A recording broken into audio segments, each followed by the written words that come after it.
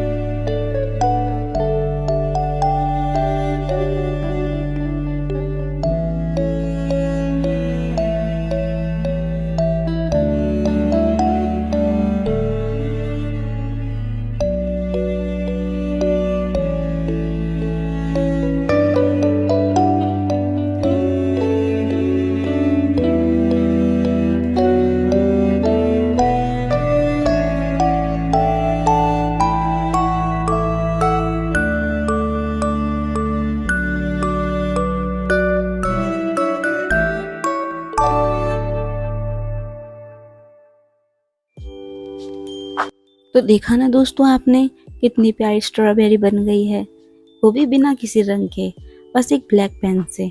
कभी कभी ज़िंदगी भी ऐसी ही होती है, रंग तो हम खुद अपने दिल से भरते हैं।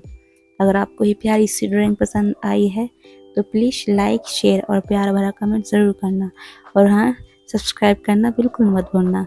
तब तक के लिए हम आपसे दोबारा मिलेंगे एक नई ड्राइंग और नई मुस्कान के साथ। Bye bye.